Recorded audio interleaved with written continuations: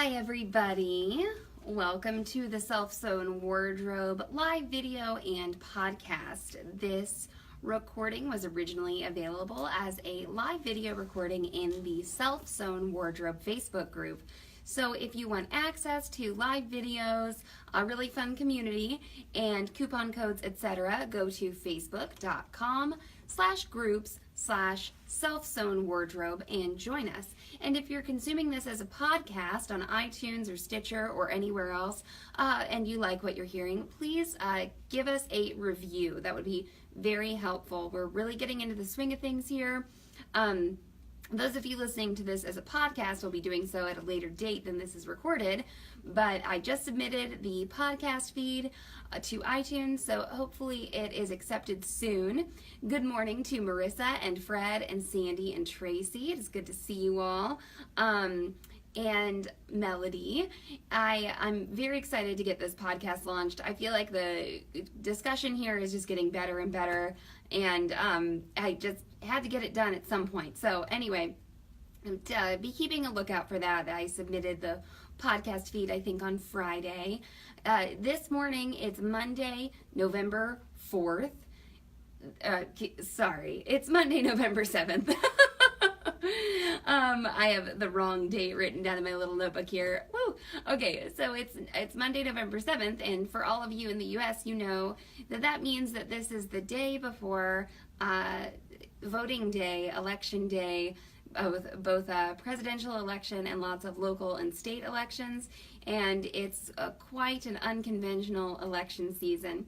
It's been very stressful for a lot of us. It's been over the top. It's kind of crazy.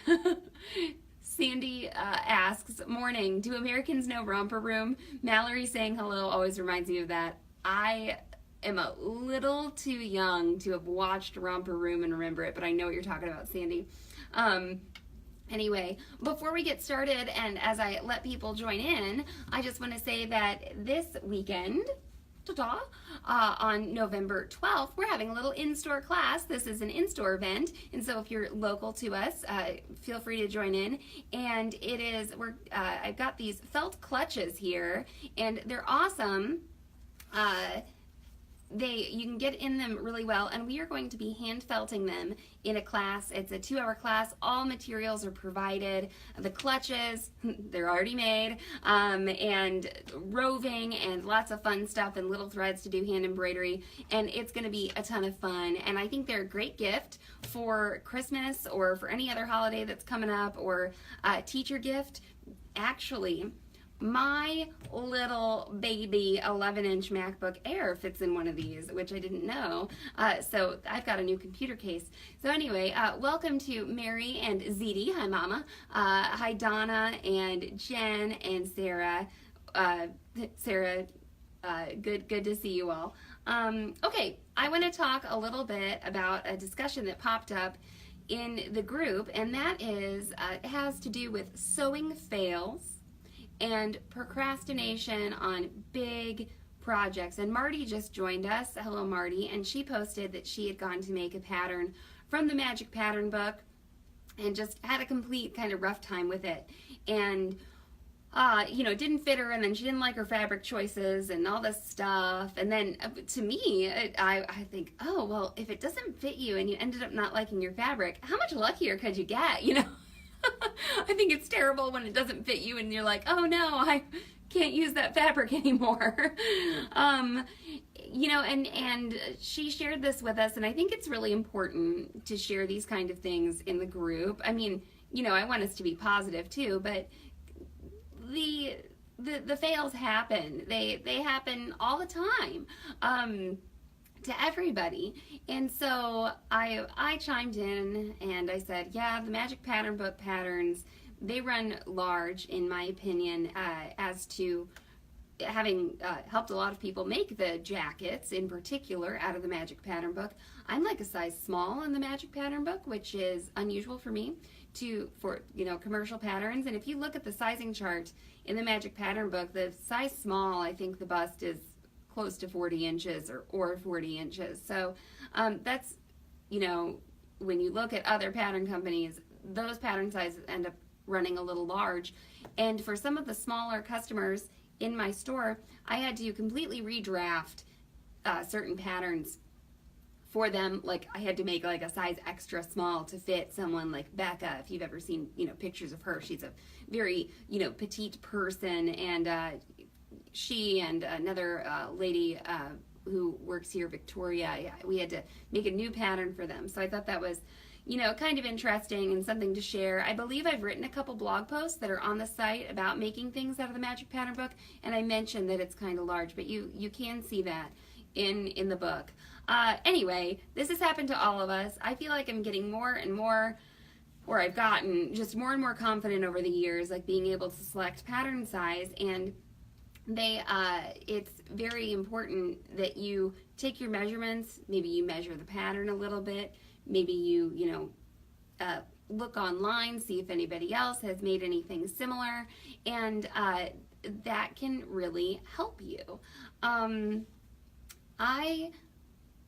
I have made lots of mistakes, lots of sewing mistakes that just were complete ruins. I mean, like I trashed the projects. Like I got into them. I'm trying to think like of dresses, of jackets that I've gotten into that I've just thrown away. And, I guess I don't know if I wish I would have saved them or anything, but it does happen. And we don't sew because it's easy. We sew because we want to make things that fit us. So we know that these things are going to be a challenge. And Jennifer says, learning to choose the pattern sizes off of finished garment measurements has upped my game. I used to do it off of my bust size, and they were always waters. I'm kind of surprised I ever kept trying. So waters, I've never heard that, but I'm like, I guess that means like you wad it up and you throw it away. So anyway, that's totally true. Finished garment measurements are so important. And I think I want to put together a little bit of a program about like the ginger jeans, and then now with this Kelly anorak, they're both from the same company, from Closet Case Files, and I know that she's an independent pattern designer. It's not like she has this whole huge range of patterns, but she's got several things. She's got, PJs and those jeans and jackets and coats and stuff. And she includes some finished pattern measurements in her sizing charts. And her sizing charts are available like online. So there's something that I could like print out and show you what the sizing chart looks like versus the finished pattern measurements, and have a discussion about ease, etc. And so I think that that would be kind of nice. But yes, using finished garment measurements I think is so helpful as you go to make your pattern. Especially just for me, when I looked at the garment measurements when I looked at the sizing chart, for the Kelly anorak, I would have been a size 14. She only goes up to a size 20. And I thought, that seems a little large for me and how I know that I'm normally like this medium size. And I know that I was a size 10 in her ginger jeans, now a size 8 in her ginger jeans. And so I took a look a little bit at the finished garment measurements and a few things, and I thought, you know what, I'm going to go down to a 12. And I must admit, I didn't make a muslin, okay?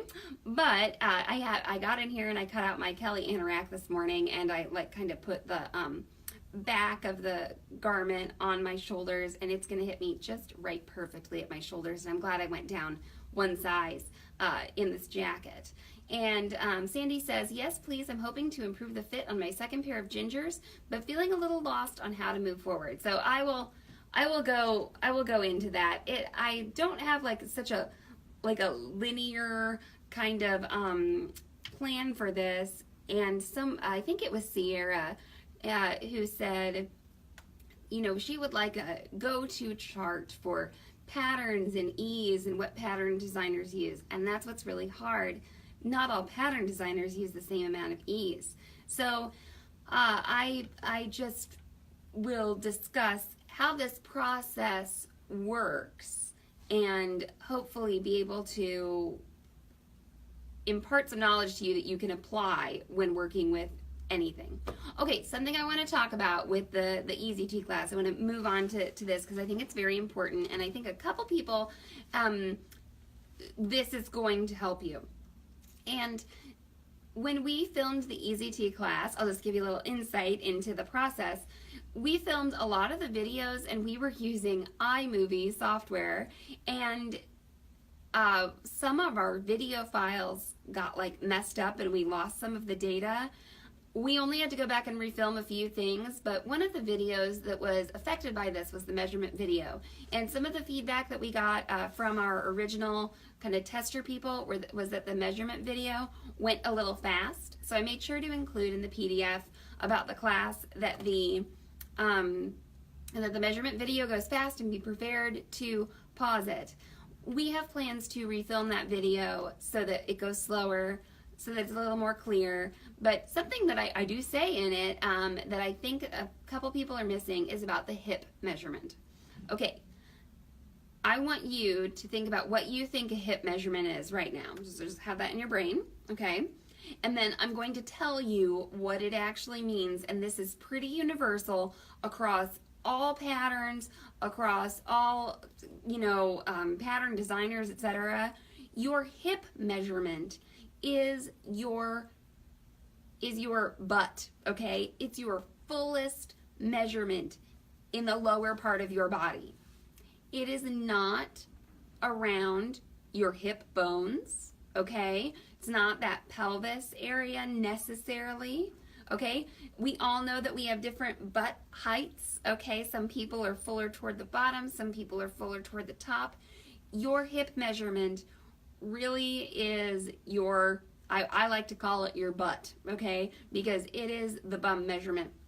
One EZT that was posted that Karen says the most Kardashian part of your butt, and Mom says it can be upper leg. Yes. So some people, you've seen kind of muscle and fat distribution, and it's very like near kind of like the crotch area almost versus up near that like hip area. So everybody's different, all right? But it's totally, it's do not measure around your hip bones when you take your hip measurement, okay? And everything should really work out quite nicely with the EZT, because you also take a hip height measurement, okay? So you get to know exactly where that hip is, okay? So you should be taking your fullest lower body measurement, whether that ends up at, at the pelvis area or at the upper leg area or somewhere in between, okay? That's where that hip measurement needs to be. So someone posted an EZT and they said, I've got this extra fabric at the back waist, like I wonder what's going on there. And I hypothesized or, asked, I said, did you make sure to take your fullest hip measurement, okay? And make sure to go, to account for that, because if you are a little tight around the hips, of course, fabric can bunch up above that. And also, when you see my EZT pattern, which is behind me, or if you take the class, or look at any videos, or photos on Instagram or anything, you'll see that I draw a line between the bust and the waist, and between the waist and the hips, and then we really skim over that, okay? Because it's made out of a woven. So that is really important that you skim over that stuff. When you're trying to fit yourself, it's important to keep all these things in mind, but when you plot these points and you have this like three-dimensional grid, or this three-dimensional like idea of your body, you know where your hips are, how wide they are, but you also know how far they are from your waist, etc., etc. The pattern should fit you pretty well, and I think everybody has got a pretty good handle on this, and I think everybody's EZTs are turning out pretty well. But do keep in mind, I think that hip measurement might be getting missed, so make sure to find your biggest part. I mean, and this is something that I don't say in the class that I think I should add. If your biggest part is a belly area, you need to keep that in mind and account for that and draft that point. So keep that in mind as you purchase the EZT class. Watch the EZT class. It's an intro to pattern making, an intro to seeing your measurements laid out on the flat paper, okay? Just a reminder, if you haven't purchased the EZT class, the price goes up to $14.99 on November 15th. It's $9.99 right now, and you can go to sewhere.com/EZT to purchase the class before the price goes up. We had a fabulous time filming it. We're going to go back and add more and more info to the EZT class, and perhaps even come up with some add-on classes that sort of build upon the EZT class that will be available hopefully within the next couple of months. Nicole says, I just did these measurements and drafted my pattern this morning, the EZT. I'm moments from finishing the top stitching. The fit is seriously spot on. So I'm so happy to hear this. And I think, even if the fit is, not quite right, I hope that we all have a really good starting point for our measurements. And Lauren, she has a sewing blog, and she's a pretty experienced seamstress, and she had posted in one of our live videos the other day, I really need to make sure and be accurate about this, and it's totally true. Do everything you can to get accurate measurements, and I'm happy to see everyone's EZTs. And then I just have to feel free to compliment Eric. Eric, I've been seeing people joining the conversation. I don't know if you are listening, but congratulations. I believe that you are the first person to share an EZT that was not made for oneself. Eric purchased the EZT class. He let me know that he was a listener to the podcast, and I know he is a quilter. Lots of the pictures that he's posted are pictures of quilts, a few things like that. And I thought, I wonder if Eric is just like being so nice and buying the EZT class like to support the podcast. I thought, he's a nice man. Thank you very much, Eric. Because the EZT, it's a little bit more of a feminine pattern in a woven fabric, But hey, turns out Eric dove in and he took his wife's measurements and he made her an EZT. And how amazing is that? Look in the group, search for his post. Eric, your wife looks fabulous, and anybody is lucky to have someone sew for them. I love it when my mom sews for me or for my daughter. I'm always so flattered to receive a handmade gift. And Eric, she looks pretty darn awesome. You may have gotten yourself into trouble. You might be just stuck making her lots of clothes. So yes, the class is available. If you were one of the pre-orderers, go to sewhere.com, and there's a new little button in the sidebar, okay, and it says My Profile, and you should be able to click on that and log in or reset your password if you've forgotten it. And when you log into your profile, you'll see a section that says Your Classes or My Classes or something like that, and the EZT class is available there, and lots of people have made them, and I'm very happy to see that.